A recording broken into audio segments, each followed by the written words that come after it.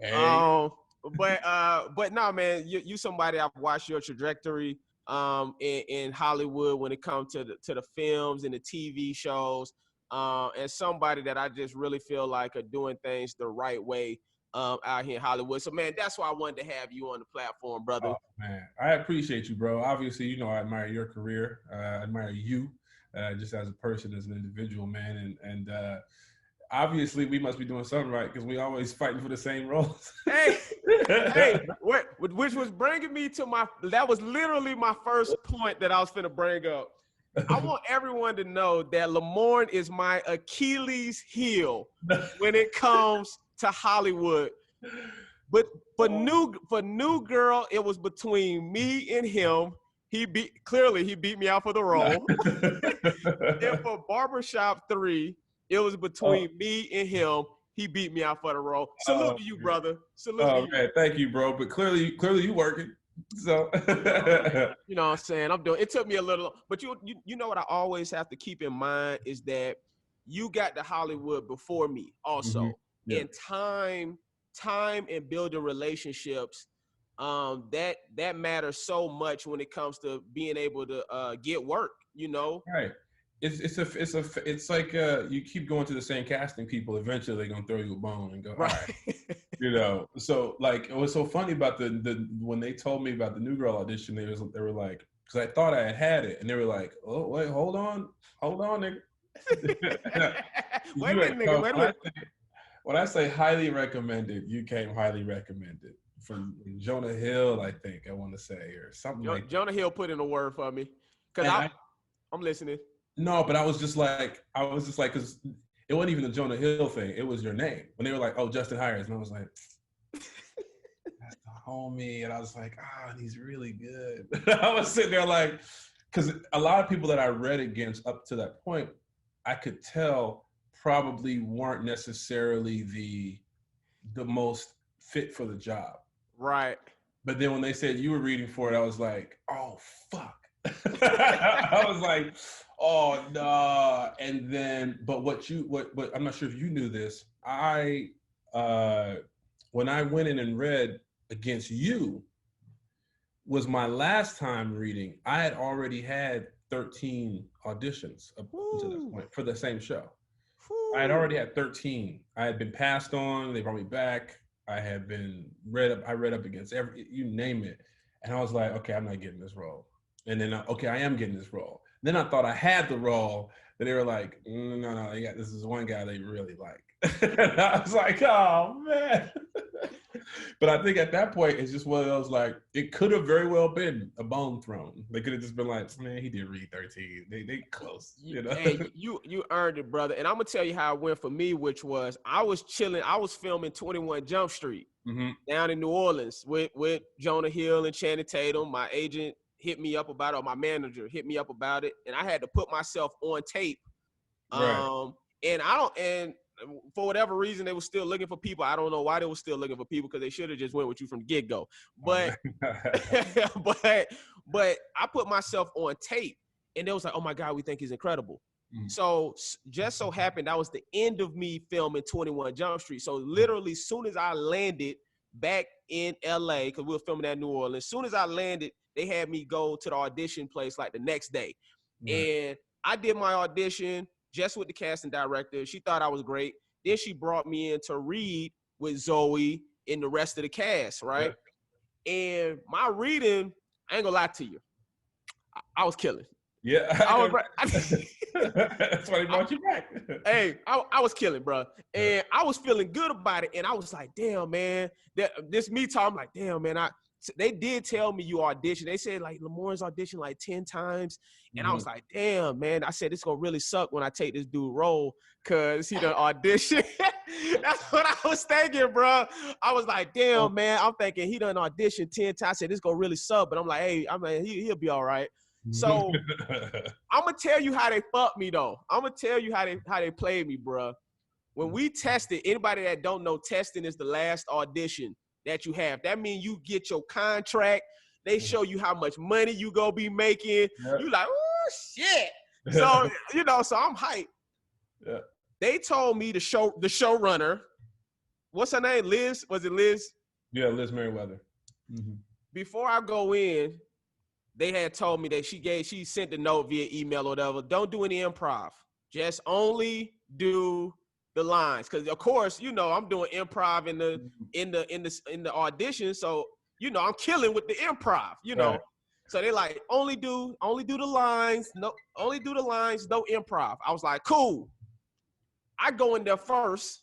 Yeah. I felt like I had a really solid audition. I was like, oh, I did good. I'm feeling good. So then I gotta wait in the waiting room. So then you go in. I'm like, I said, let me listen at the door, see what the fuck he doing. So I'm listening at the door. You are destroying. I'm talking about, oh my God. I said, this nigga doing improv. He ain't sticking to the script.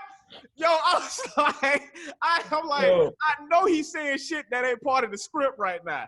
Bro, let me tell you something. What's funny about that, and here's why I think that's one of those like been in the room multiple times thing. Because Liz Merriweather was new at her title as showrunner. You know what I'm saying? This is her first show. So she hadn't been around too much testing. You know what I'm saying? Now I had tested before, because prior to New Girl, I booked another pilot. And I had tested for that. I had tested for Mike and Molly, you know. So I had tested before, so I was used to the process of knowing that when you get in the room, there's going to be some other people other than just creatives. So when the creatives are there, you can improv all you want to, because they get it. You know what I'm saying? And they know how it is on set. When you're on set, you get to improvise. But some of the suits, I would say, some of the more the senior executives don't. They just they're reading the script. They want to see what you can do with the script. They don't really know the nuances of improvising. So they probably was just giving you a heads up, like, yo, don't do it in that room. They did the same thing to me. Before I walked in, it was Jake Kasdan though. Jake Kasdan said not to improvise, and you know, Jake Kasdan, he directed Jumanji, all these, you know, our EP on New Girl. He said don't improvise, but at that point, I was like, yo, y'all see me stick to the script, and y'all see me improvise, right? Y'all seen both, right? Now, what these executives gonna see is whatever I want them to see, straight up.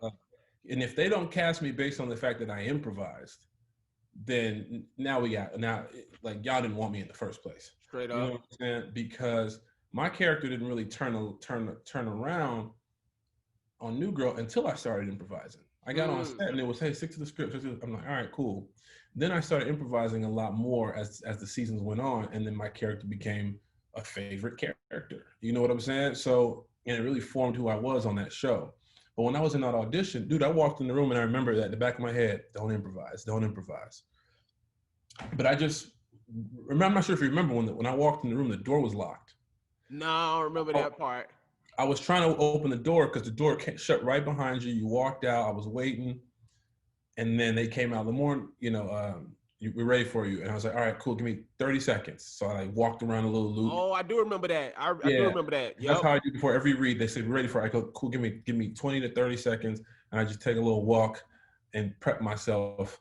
And I did that, and the door was locked when I came back to the door. And so I don't know why I did it, but I started kicking the door, and I said, open the motherfucking door.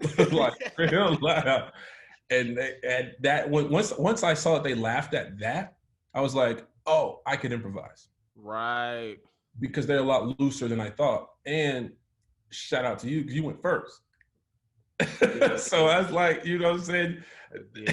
And what I didn't want to do, if you stuck to the script, I didn't want to go in there and read the exact same absolutely way you did. Because we're both funny people. So we understand the music of comedy, and we understand. So every beat you did, I was going to do it the exact same way. Right. We stuck to the script, and it would have been like, well, this dude's younger and better looking. Let's go with this dude right here. So I was like, no, that's not what we doing. I'm improvising. So that's why I ended up. That more than likely, that's why I ended up getting it for that note right there. Hey man, wow, you definitely made the right choice. I was just talking to Alfonso McCulley. Yeah. He did an episode of Urban Legends, and I was telling him that's how I booked Rush Hour. Yep. You know, the casting people was telling me not to improv and not to play it too big and all this stuff. And I went in there, I was like, man, I'm doing me. Right. You know, and I booked it. You have to, bro, because you're the only one who's gonna vouch for yourself. If you fuck up, if you do well, it's all gonna come back on you. So you got to do what it is that you need to do. You know what I'm saying? It's obviously cool to be a team player, but which you have to be a team player. But when it comes to your individual performance, you gotta trust your instincts, because you know, I've got some movies coming out. I got some stuff that I've worked on that I'm like, man, I didn't really go with my gut on this one. And you watch it and you're like, it's okay. Okay. It's okay. You know, but you like, oh man, if I could open it up, if I could do, you know, I've done what I do, I know it could have been, you know, maybe a bit more dynamic. So here's a question. Mm-hmm. When they brought Damon Jr. back on, was there any part of you that was thinking they low-key might get rid of me? Was there any? Yeah. Absolutely. But, you know, the interesting thing about it was that I would talk to like Jake Johnson and like Jay, and like Max Greer. They would be like, Lamorne, they're not going to hire a black dude then fire the other black dude. They're like, that's just. I mean, but let me tell you what, it was so rare. The crazy thing at that time period, it was so rare to have two African-American leads on a network show. Yeah. Which it very much so was. Yeah. So I remember when that was like a big deal. Like, what, they have two black guys on a network show? Yeah, man. It was a big deal. And it was interesting because of how it all played out. That Damon had to leave, then I came back in, and he was available because this show didn't, you know what I'm saying? It was a lot of back and forth. It had to work perfectly in order for it to work, you know. And they did a good job. They did a good job of piecing it together and not reshooting the pilot. Because if they would have reshot the pilot, then there would have been no point in bringing Damon back in other than just we like Damon and bring him in as a new character. Right. You know? So, you know, I'm grateful for that, because he was like one of my favorite people ever to work with. Because that dude is insane. He's a beast, bro. We do stand up together a lot, do the open mics and all of that stuff like that, and we done did shows together. And yeah, man, Damon Jr. is incredible for sure. Absolutely, man. When you did but also before you also, let me say this though. Here was another reason why I thought maybe they was gonna fire me. Every interview that I had to do was always like, so Damon's coming back. Is this the end of Winston? And I'd be like, yo, I would get that question 100 times, and I'd be like, do y'all just not like me? Well, you just never know, man, because you never know what the behind the scenes stuff was going on. You never know what happened with somebody's contract and the contract negotiation. Somebody might be asking for too much.